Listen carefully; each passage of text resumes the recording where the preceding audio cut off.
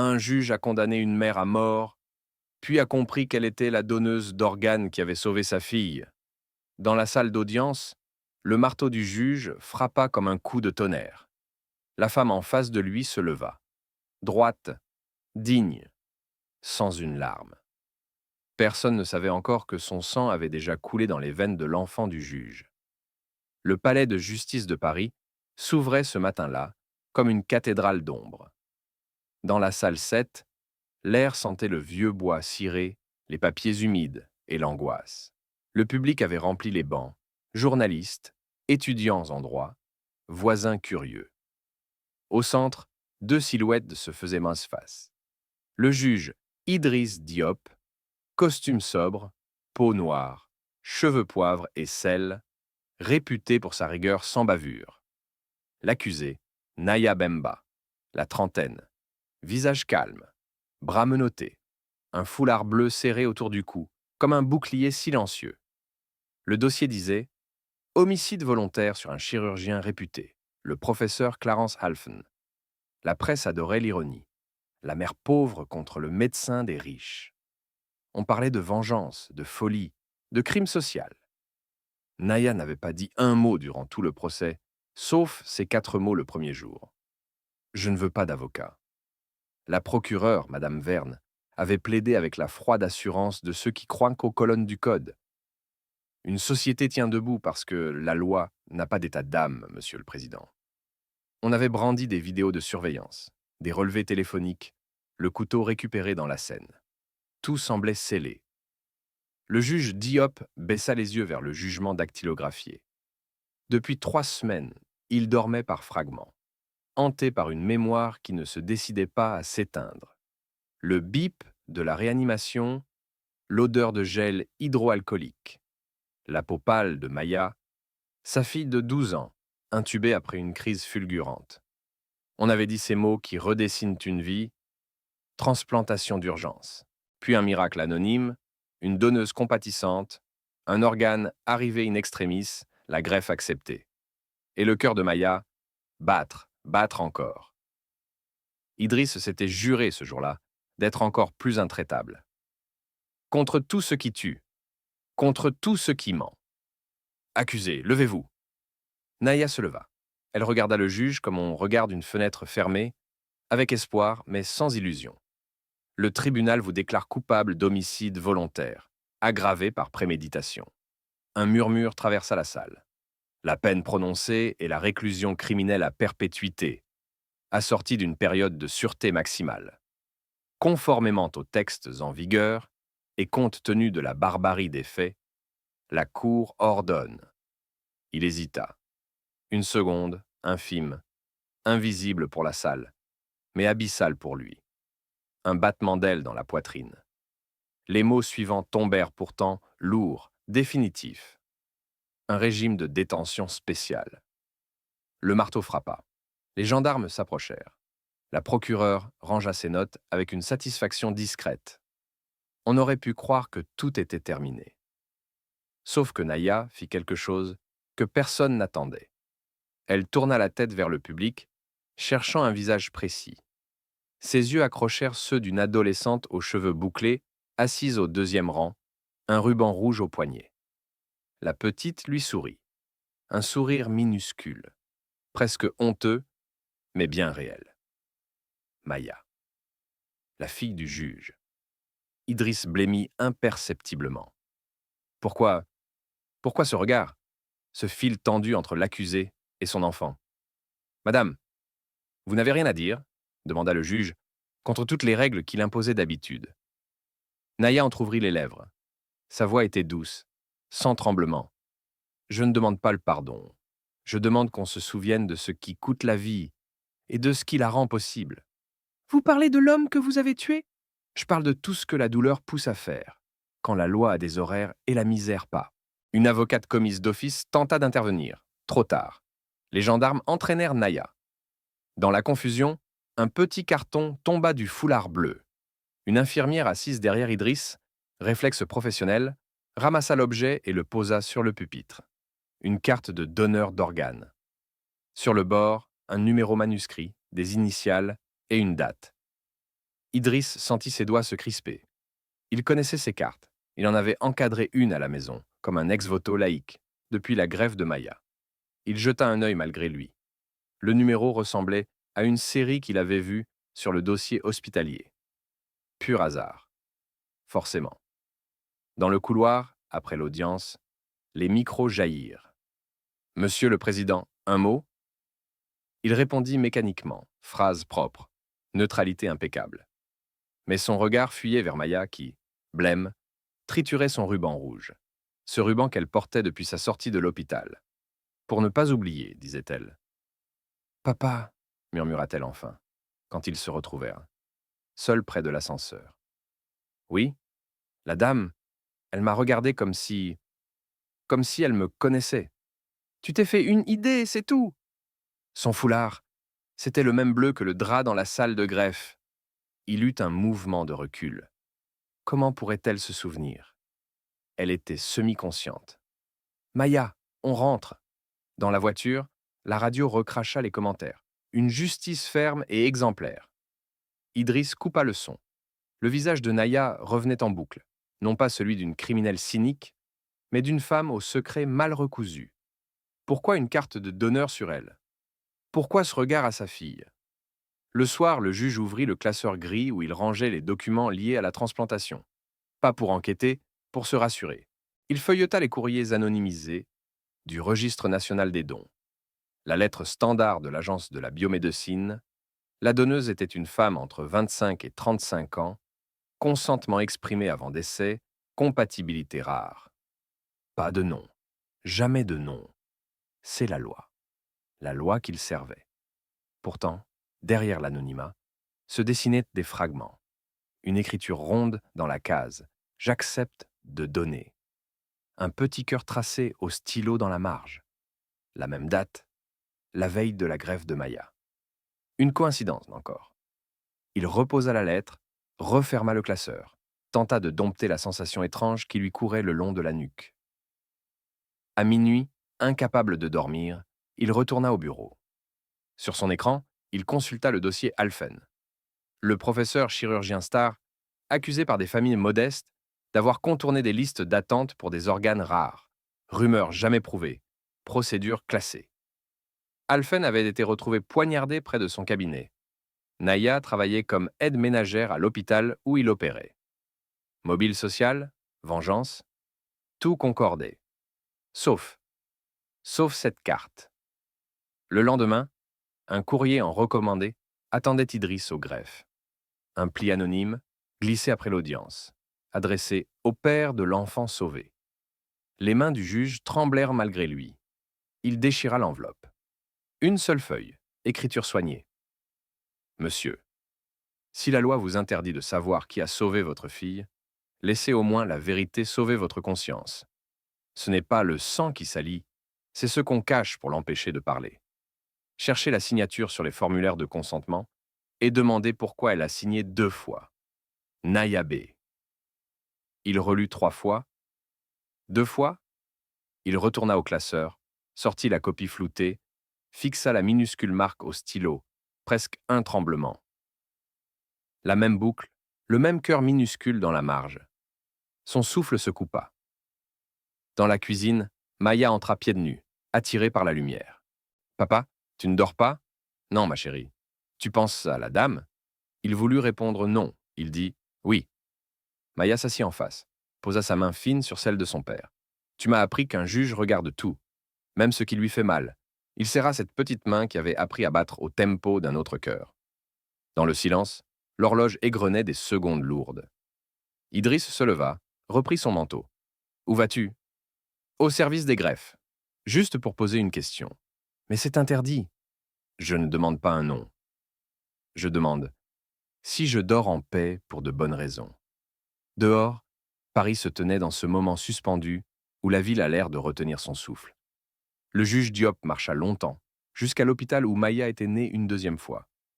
Dans le hall désert, il retrouva l'infirmière-chef qui s'était occupée de sa fille. Elle le reconnut immédiatement. Les miracles laissent dans des visages inoubliables. Monsieur Diop? À cette heure? Je sais que je n'ai pas le droit, je ne veux pas de nom. Je veux juste savoir si la personne qui a donné avait signé 2 fois son consentement. L'infirmière hésita, puis baissa la voix. Je ne peux pas vous répondre. Mais je peux vous dire que parfois, des donneurs valident leur carte et confirment à nouveau par écrit quand ils sentent que la vie va s'assombrir. S'assombrir, menace, dette, fuite. On sent quand quelque chose bascule. Et cette fois-là, elle planta ses yeux dans les siens, comme pour lui offrir une vérité sans violer la loi. Cette fois-là, la donneuse avait laissé un message pour la petite fille qui guérira. Quel message? Ne me remercie pas. Protège simplement quelqu'un d'autre quand la loi ne saura pas le faire. Idriss sentit la brûlure lui monter dans la gorge. Il remercia, reprit la nuit, marcha jusqu'à l'aube. Au matin, il entra dans son cabinet, posa ses clés, éteignit son téléphone. Sur le bureau, la carte de donneur trouvée au tribunal. Il la prit enfin entre ses doigts. Au dos, une initiale bleu pâle, presque effacée par le temps. N, B, et en bas ces 4 mots, griffonnés en hâte, pour la petite Maya. Son cœur tomba comme un caillou dans un puits. La loi interdit les identifications, mais le hasard, lui, n'a pas de code. Il ferma les yeux. Dans le silence, il entendit encore le marteau frapper, et comprit qu'il venait peut-être de condamner la femme qui avait sauvé sa fille. Le lendemain du verdict, Paris semblait avoir changé de respiration. Le ciel d'un gris dense collait au toit. Dans son bureau, le juge Idriss Diop n'arrivait pas à se concentrer. Ses dossiers, d'ordinaire alignés avec une rigueur militaire, s'éparpillaient sur la table comme des fragments d'un miroir brisé. Chaque fois qu'il essayait de lire une ligne, il voyait la carte de donneur. Chaque fois qu'il fermait les yeux, il voyait le visage de Naya. Les médias encensaient son jugement. Une justice exemplaire face à la barbarie. Le juge Diop, l'homme qui ne tremble pas. Mais à l'intérieur, il tremblait. Il relut pour la 100e fois la lettre anonyme, cherchait la signature sur les formulaires. Demandait pourquoi elle a signé 2 fois. Une phrase tournait en boucle. Pour la petite Maya. Impossible. Personne ne pouvait connaître le nom de sa fille. Le dossier médical était confidentiel, scellé, inaccessible. À moins que quelqu'un à l'intérieur du système ait parlé, ou que la donneuse elle-même ait trouvé un moyen d'y glisser un message. Idriss était un homme de loi, pas de foi. Il croyait en la procédure, pas au miracle. Mais là, il sentait que quelque chose d'immense et d'invisible venait fissurer son univers rationnel. Il décida de revoir le dossier d'instruction complet de Naya Bemba. Officiellement, elle était femme de ménage, à l'hôpital Saint-Antoine. Mère célibataire. Un enfant mort à 6 ans d'une maladie rare du sang. Après sa mort, elle avait continué à travailler, en silence, jusqu'au jour où elle aurait poignardé le professeur Alphen, le chirurgien qui aurait promis une greffe à son fils, puis refusé, faute de moyens. Voilà la version du parquet. Simple, propre, tragique. Mais Idriss relut entre les lignes. Dans le rapport d'enquête, un détail l'électrisa. L'accusée avait sur elle une carte de donneur signée récemment. Récemment. La date? Le même jour que la mort de Alphen. Pourquoi quelqu'un remplirait-il une carte de don le jour où il tue? Il se prit la tête entre les mains. La logique se fissurait. Ce n'était plus une affaire. C'était un nœud moral, un piège où la vérité et la culpabilité s'enlaçaient comme des serpents.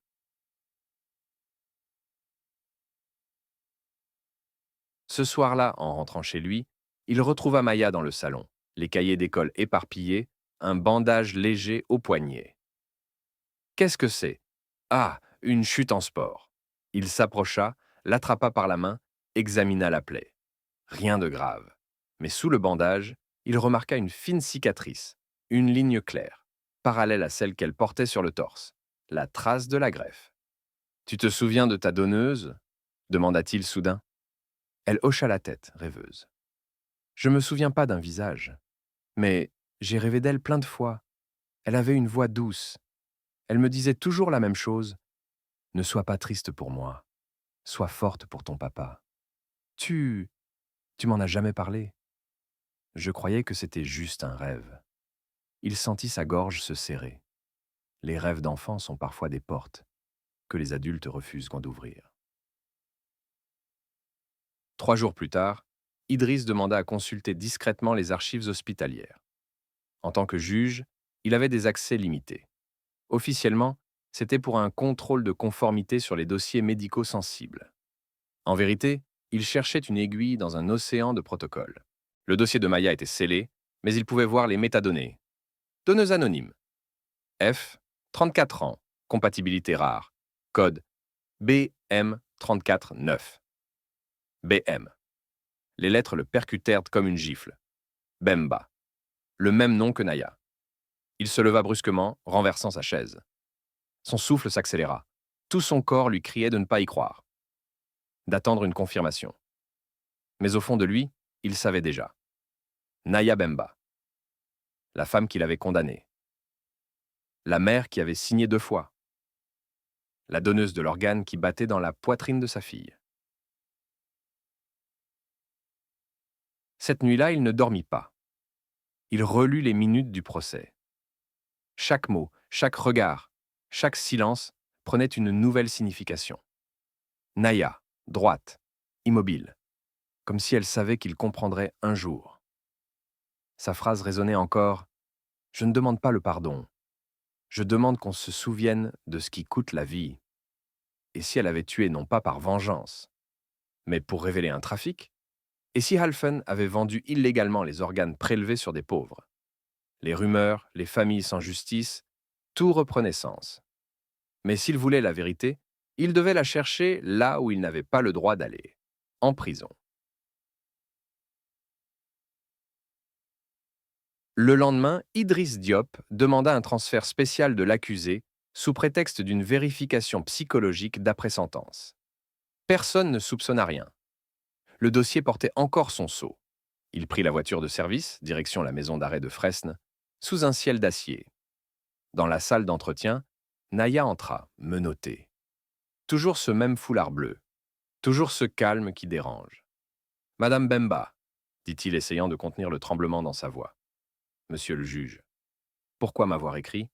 Elle le regarda sans ciller. « Parce que vous ne dormez pas depuis le verdict. »« Comment le savez-vous ?»« Parce que vous avez un cœur honnête. Et il bat avec le mien maintenant. » Le silence s'abattit comme une enclume. « C'est vous, » murmura-t-il. Elle hocha lentement la tête. « J'avais signé la première fois quand mon fils vivait encore. Et la seconde, quand j'ai su qu'il allait mourir. Je voulais qu'au moins une autre mère ne perde pas son enfant. » Idriss sentit les larmes monter, brûlantes, interdites. « Et le professeur Halfen, vous l'avez tué ?» Naya ferma les yeux. « Je n'ai pas eu le temps, mais quelqu'un l'a fait pour moi. Et la loi avait besoin d'un coupable. » Le gardien frappa à la porte. Le temps était écoulé. Avant de sortir, Naya ajouta à voix basse. « Vous croyez avoir condamné une meurtrière, mais vous avez seulement achevé une donneuse. » Idriss resta figé longtemps, seul dans la pièce. Puis, il se leva, lentement. Il venait de comprendre que la justice avait un prix qu'il n'avait jamais osé regarder en face. Le sien. Il pleuvait sur Paris comme si le ciel lavait les fautes des hommes. Mais certaines tâches ne partent pas même sous la pluie. Le juge Idriss Diop roulait sans destination précise. Les essuie-glaces rythmaient ses pensées. Chaque battement de pluie rappelait celui du cœur de Maya, ce cœur étranger et pourtant sien. Et chaque battement lui murmurait « Tu as condamné celle qui t'a sauvé. » À son retour du centre pénitentiaire, il avait rédigé un rapport, neutre, froid, administratif. Mais dans le tiroir de son bureau, il en gardait un autre, un document qu'il n'avait montré à personne, une reconstruction personnelle de l'affaire.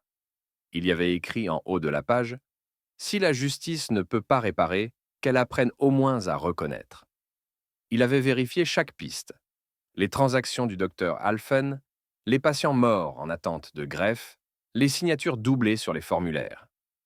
Et tout pointait vers un système pourri, des organes revendus à des cliniques privées, des familles pauvres persuadées de donner pour sauver, alors qu'on vendait leur chair à prix d'or.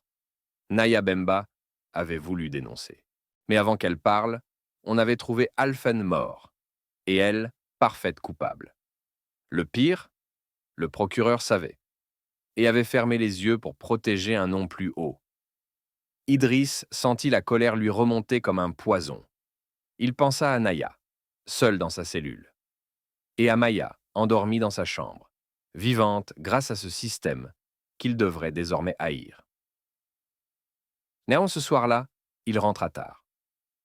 Maya dormait, la lampe de chevet allumée.